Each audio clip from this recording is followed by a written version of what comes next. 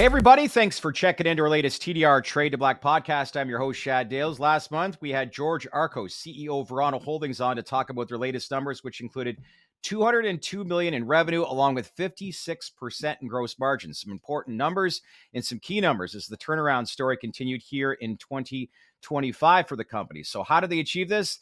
That's the focal point here today in today's latest Trade to Black podcast as we bring in their Chief Operating Officer, Tripp McDermott, in just a moment. But first up, let's welcome in AV here on a Monday. And good to see you, sir. How are things? Good to see you. Good. It's nice to get a fresh face on and get a fresh perspective and maybe dive into some more granular facets of the business versus what we usually do on the live stream. I like what George said last month after Amendment 3 had failed, as we all know.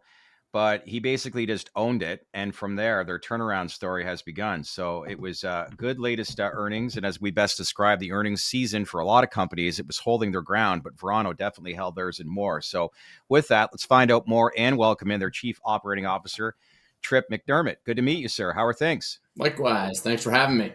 Good. So how would you best describe right now here in 2025? We're in September now, but, when I look at, as I said off the top, 56% gross margins, 33% EBITDA margins last quarter. So from your seat, what do you think, I guess, are the 2 or 3 operational levers that really drove that margin performance based on your latest numbers, Tripp? Sure. Quality is always top of mind, and that's what me and my team are really focused on and have been for the last 18 months. We're always focused on quality, but there are moments where you have time to reflect and review all of the processes to ensure that you have the best people in the right seats on the bus so that we can drive quality, right? When we're going from medical to adult use, there is a scale up period, right? There's increased automation. You're trying to be as efficient as you possibly can, and you're trying to build the best quality products that you can as well. But once you get to scale, you have the opportunity to say, okay, let's review all of the individual steps in the supply chain to make sure that we are touching the flower as little as we possibly can, taking care of that. Everybody's a temporary custodian of the product in whatever phase they're in, whether it's cultivation, drying, bucking, trimming, curing, production, whatever.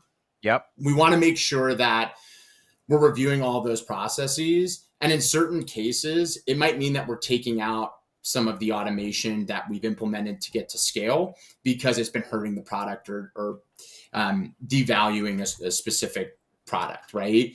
And in order to do that, we have to have the best team that we can. We've been procuring this over years. I know with your previous Dutchie interviews talking about continuity of management, we want to retain the people that we have, and we want to promote from within. We want internal ascension. We want people to be cross-trained, and we also want people to have context. And if they have the context, they can see the broader view of things that are happening, not just you're in this lane, focus on your specific task, but understanding that what happens before and after allows us, one, to build our team up so they have a broader perspective and that they can fully understand the context and why we're doing things certain ways rather than us just telling them to do that. So I think quality is what gets us up every morning, especially the notion that MSOs are large operators and can't put out quality product because they're large operators and they're focused on all of these states and they're fully vertically integrated. That's what gets me out of bed in the morning. That's what gets the team out of bed in the morning to prove them wrong and continue to improve our processes. That's good. Speaking of quality, I know it was about this time last year, I think you guys had brought some capacity offline to make improvements in Florida ahead of Amendment 3, which now, from my understanding, you're at scale in that facility in the state. How are things progressing in Florida? And I mean, when you say an emphasis on quality, are you talking about emphasis on quality up and down the value chain with value, mid, and premium? Or are you looking at certain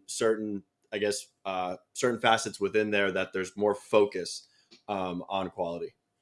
Yeah, it's all of the above. So it's ensuring that all product lines are the best quality that they can be. And so that's reworking some SOPs, working more hand trimming and hand work into certain flower product lines. It doesn't stop at our cultivation and production facilities. It goes into wholesale as well as retail, especially in retail. How are we providing the best customer service in an efficient way so that our customers are as informed about current products, new products, if they're newer to the space, keeping them informed on innovation that we have coming down the pipeline, and making it a store that people want to come into, right? Yeah. Everybody's got their neighborhood stores, grocery store, liquor store, whatever it is. And you go there for a reason. You go there, one, because you can probably get in and out of there. They like having you in, they have the product that you're looking for, but also there's a little bit of a personal touch, which we're always focused on the hospitality aspect of it. Yeah. And how are you looking at the product mix of, let's say, in-house brands to where bringing in third-party brands that are going on your shelf? And is that differ across the enterprise in different markets? And one thing, how much do you emphasize, or how do you do QA/QC on, let's say, the third-party brands that are coming in? Are there certain standards that you withhold them to as well in terms of product? Yes. So in terms of third-party quality, always looking at COAs, ingredient lists, reviewing from a procurement standpoint. We've got a retail procurement team that will buy from internal as well as third party. And so we want to make sure that, one, we have trusted vendors that we can get product from consistently, right? Also, solid COAs that come in within compliance. We also have additional layers that we look at in sort of certain categories within the COAs. And again, ingredient list. And then how are they performing, right? There are two schools of thought, right? There, in certain states, you have more of an Apple store model where everybody's trying to push vertically integrated. Florida aside, it's a little bit of a unique because you can't wholesale. But some companies take the approach where we're only going to sell our product and maybe we have a little bit of third party, where others are saying, we want the Best Buy model, right? You come in, you can see every brand of a TV. The answer is somewhere in the middle there, because having a bunch of inventory, a lot of things that are slow moving, taking up inventory dollars, where you might not be able to buy more of the faster moving product because you have to move out the slower moving vendors and brands. We want to eliminate that. We're always willing to meet with new companies. New brands are popping up all the time in various states. Some are on more of a national basis and some are just in one state. And we want to sample, meet with them, understand their processes to see if there is some white space for them. So we're focused on third party and internal, as we believe the end consumer wants optionality. Yeah. So that's our focus, but we're not trying to be Best Buy and have every single brand on the shelf. Makes sense. When you look, you make mistakes, it makes you better at what you do, right? What do you think you've learned the most here? 2025, there's no room for error right now because we are seeing price compression across the country right now. And it's at a turning point for this industry where a lot of companies, it's either make or break. That's at the stage we're at, unless we get some sort of reform. So now that we're at this stage, what do you think has been the biggest learning lesson as to what you've learned the last, 12, 18, 24 months to really position yourself and sustain what you just reported heading into the next few quarters? Sure. It's a great question. I think taking a moment to think about our strategy and not react to a lot of the noise, right? Yeah. Over the last few years, there has been a lot of, this company's doing this, maybe we need to get into that space, or this company's making that product, we should do that. And everybody is a victim of that, because in the beginning, we're trying to be all things to all people, right? Yeah. And we wanted to have all the products. Now it's a time for, where is our competitive advantage? Let's rationalize the SKUs that we're producing on the cultivation side and the production side, so that we can lean into our core competencies, right? And other companies might be doing certain products better than others. So if you're fighting to compete and you're not performing at the quality and the scale that others are, it might be time to rethink that SKU or that product category. And I think the initial reaction is to jump in without taking 5 minutes to evaluate the market opportunity or the capacities that one might have at cultivation or retail and say, is this in our lane? Yes, other people are doing it, but it might not make sense for us. And so I think just everybody's got limited resources. Everybody's got limited capital. How are we going to use that to generate the largest ROI? And before, the mentality was a little bit chase everything because we're not sure how it's going to shake out. Think we've got a good idea about where our core competencies are right now. So with that philosophy, how do you look at product innovation internally? Because I've seen case studies in Canada, for instance, with infused pre-rolls. One company came on the scene, they sold like hotcakes. Everyone jumped into infused pre-rolls. So, I mean, how are you looking in terms of innovation internally without having to make those mistakes, or not mistakes, but necessarily chasing the new trends? Great question. We're looking at the largest category movers. Where's the most opportunity for growth, right? Flower is still a very large part of the market, which to me is a little bit interesting because you look at the health crazes that are going on, just the fitness movement, everybody reading ingredients, people are shifting away from alcohol. And it's interesting to me that smoking is still such a large part of it, but it is. Yeah. And so we're infused pre-rolls, and pre-roll category in itself is a large mover. Same with vapes. People are still shifting over a little bit from flower to vapes. And part of what I was saying earlier is taking a minute to figure out what our lane is within a growth area, right? Yeah. And I think in years past, you may have launched a product to get to market quickly so that you kind of filled that white space in on your menu. But now you get one shot at making a first impression. Let's R&D, let's quality check this, make it bulletproof, and then roll it out to the market, because there are going to be plenty of people that are just throwing product at the market in a certain category to say that they get to play in it. For us, it's if we're going to go into that category and there's room for opportunity, and it might not always be the largest dollar value, but it could play to our core competency and we could go in there and get a top 3 position and it makes sense for us. But we just want to make sure that we're rolling the products out after we've done the R&D and we've made sure that it's a quality product for the end consumer.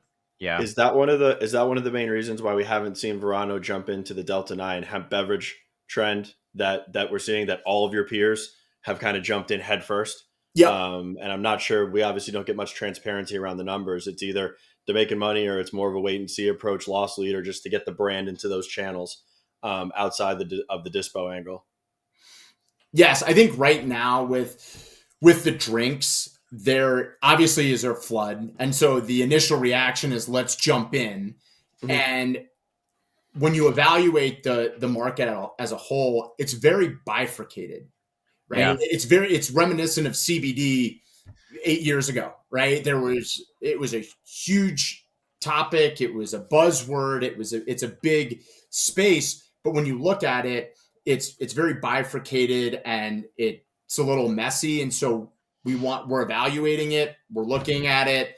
We're monitoring how our peers are doing in the space, and also aware of these beverage retailers and how they're bringing on the drinks, right? There's an initial craze. So without understanding all of the background with some of these large beverage companies and retailers, they're probably bringing in a lot of vendors and they're going to see what moves, right? And I know that people are trying to work for a proof of concept and they're not necessarily so focused on the margin right now. So they might be outsourcing production and maybe bring that in-house at one point.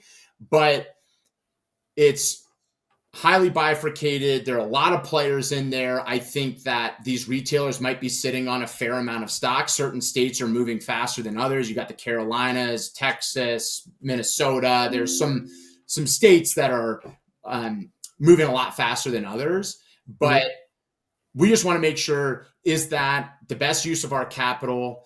Is there a plan? What does good look like? Yeah. And can we achieve that? Or is it just a very loud space right now? Focus on one or two things and do them really well, right? You got to have a strategy, because otherwise, a good friend once told me, if you follow the masses, the M can be silent. And that is the reality in some cases, right? But listen, you brought up a good point earlier about just flower and how people in this whole health and wellness are still consuming of flower. And it's a question for both you guys. Like, why do you think that still is in today's day and age, where it's just people are still smoking? I look at it as people still like to smoke. They just don't like to smoke cigarettes and be as toxic. It's just a little bit healthier. But I think that whole pattern and habit and the interest level from consumers is still very much there. Do you guys not think that? Yeah. And it's been proven. I think I've been proven wrong in my thought that, I've been in this for 10 years, which is probably too long. But in that time, I thought that it would have tapered off, that we would have seen a little bit of decrease. But vaping is massive now. It's massive. It's been very steady. So I think that there's the ritual aspect of it, which isn't going to go away. I think it'll always be there. I think that you have those end consumers who really do enjoy the taste profiles, the ritual of smoking it. It brings people together. There's just this aspect that flower has that's different than passing a vape or eating a gummy and going out to a concert. So what we're trying to do is get as knowledgeable as we can, procure the best strains that we can, treat this flower well all the way through the process chain, so that we can get the people that love that experience, the best quality and product that we can. Yeah. You agree with that, Anthony, in some ways? Yeah. I mean, I think I'm surprised that we haven't had a conversation about just combusting plant matter and calling it a wellness industry up until now. But I think Tripp's completely right. It's ritualistic. I mean, it's how people like to consume cannabis. It's the preferred consumption method of cannabis. I think we're starting to roll over to a certain extent. Beverages are kind of proving that people want THC, but they want THC in a more user-friendly form factor. But flower's never going to go anywhere. I mean, I think we're going to get some serious studies into the potential harms of combusting flower, if there are any, moving forward with rescheduling, but it's never going to go anywhere. Cannabis is the look, smell, taste, feel of flower. It's not going anywhere. And I mean, Tripp, you guys have 3 big markets that could potentially looking at adult use flips here in, let's say, the coming 12 months with VA, PA, and Florida. I mean, how do you look at those markets ahead of a flip? Are you very cautious in like planning and strategy leading up to it, and then it's go time when you do get that flip, let's say in PA or VA? Or is there certain things that also you front load when looking at those markets in terms of ops? Great question. So we've had the ability to do this, or the opportunity to do this, in a number of states. And so we've learned every single time that we do this. And when we're looking at the cultivation side of things, in terms of staffing, automation, flower canopy, there are lead times with everything. And so at some point you are making a bet where we're going to add this automation, and if adult use happens, then this will make a lot of sense, but it also will make sense in a medical environment as well. It might not be utilized to the full capacity, but we are focused on an adult use flip, maybe at that time or in the future. So we do have a playbook in terms of cultivation build out, in terms of kitchen and lab expansion, getting larger equipment in to handle the demand, as well as mapping out head count. And so at our facilities, we map out all the tasks, time trials, everything that we need in order to make sure that we're running an efficient facility for the par levels of inventory that we're trying to hold. And there's always a little bit of buffer there. But when we're moving to adult use, we want to bring in quality people first because they're going to be managing expanding teams. And so we will get a little bit ahead of it on the personnel side of things so that we can coach them up and so they're trained and they're ready for action once that, switch flips. And we have equipment that is in place and ready to go. So we're always mapping out and demand planning and kind of working backwards so that we can do sort of a bottoms up analysis on what we're going to need to produce for a specific market. And again, what is our goal and what does good look like? And what is that number? And let's figure out what we need to do to get there in terms of people. Have you seen any buying patterns change when it flips from medical to rec, or do you just see a higher velocity in products sold, or does that user profile, does it radically change when it goes to adult use? The overall buying patterns are fairly similar in terms of if you're looking at the breakup of flower and vapes and edible topicals and all that. It's pretty similar. The velocity increases and the multiple, but what we also see is certain vendors are better prepared for adult use than others, where you could have a really good brand, but they might not have the capacity. And so they can't fill all that demand, which allows opportunity for other brands to come in and take a little bit of that market share. Yeah. So that's the main shift that we see. I'm sure you guys have discussed this, but the true trajectory in all this, not one, not two, but these are 3 massive states if it does flip to adult use. And what a turnaround that would be if that indeed does happen. But there's some big monumental moments for the industry and for companies like yourselves that have footprints in those individual states, big upside potential. So I do want to ask before I let you run, like, what's your background? You were saying before we got going here, you're based out of Denver. And are you born and raised there? Like, where I'm going with this is just what makes you good at what you do? So I grew up in Connecticut, about an hour outside of New York City.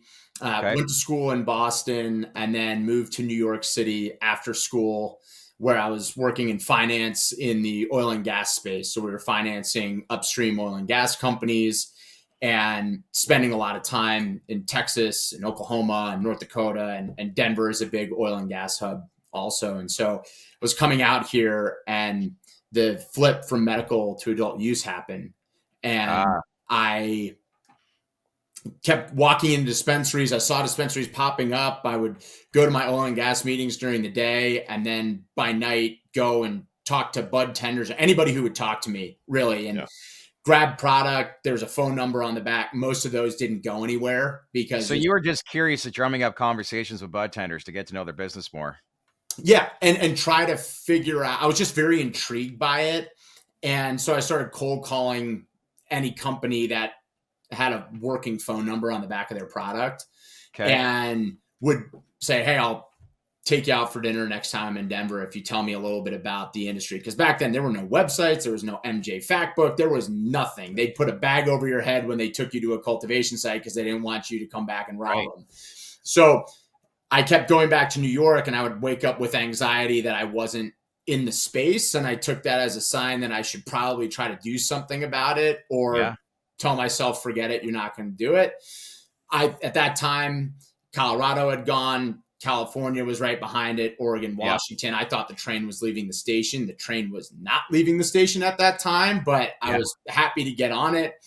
So I eventually ended up moving out to Denver, working for a company out here, and then transferred over to Verano about 3.5 years ago. Wow.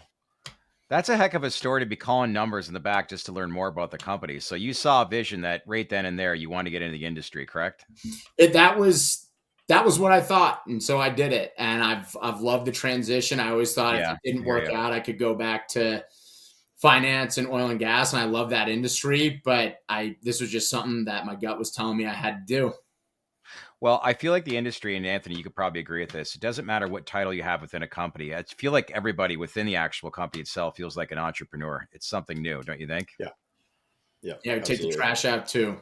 So everything. And with this career change, it makes you, I assume, not go to Texas as much. Therefore, you don't have to hear about the Cowboys, right? Exactly. Yeah. All right. This has been good. I think it's important just to understand some of these numbers, but understand the people behind it. But I'll leave this with this: is like when you look at from a cultivation standpoint, what would you say has been the biggest improvement efficiency wise over this past year?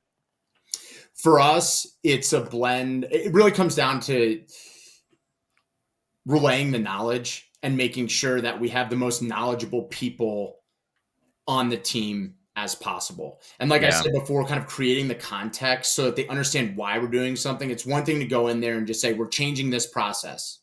But if I say we're changing this process and here's why, and here's the result, here's the increase in yield or terpene profile or whatever the goal is, it allows people to understand the whole math equation, and you're not just telling them the answer, because cultivation is a heavy labor intensive area, right? There's no automation except for fertigation and lighting that really works beyond the plant care that's done by hand by our amazing team. Right. And so from a cultivation perspective, it's making sure that everybody has the knowledge, that they're sharing that knowledge. We cross-pollinate with all of our cultivation managers across the country. Certain lights are different, certain facilities, or Arizona is different than Connecticut or Virginia or Florida in terms of outdoor environmentals that eventually become indoor environmentals. But what's working well with certain strains and how do we capture the data? We're always working from a data-driven decision-making perspective. And let's implement a new process and let's see if it worked. And if it worked, let's start to roll it out. And there's tweaks that are needed, but between the data capture and really the analysis that we're doing, the intention behind that, as well as relaying that, not just to managers and not just to assistant managers, but to everybody on the team. Because the more that everybody knows, the more that everybody can work together and start ideating on solutions for any issues that pop up. I can't help it when listening to you is one day, if we ever get interstate commerce, how this language would be so foreign when you talk about different lighting, different climate areas and different markets. And people will look back and say, how did you do it? But that's just the reality of the industry right now. And you got to learn on the go, right? Yeah. For now, we'll operate the most inefficient business model possible. It's great. Listen, this has been good. I think the key here is less is more in a lot of this right now, and be laser focused. And that's what the industry wants to see and hear. And you back that up with the numbers, then people can understand everything that you're, the vision that you're trying to manufacture here. But Tripp, good catching up with you and meeting you for the first time. You going to be out at MJ Biz later this year? Yeah, we'll be out there. Awesome. Make sure that we catch up with you and talk about some other things. But all in all, this has been great. And tell the team we say hi and let's keep in touch. Okay. Will do. Thank you both. All right. Thanks Tripp.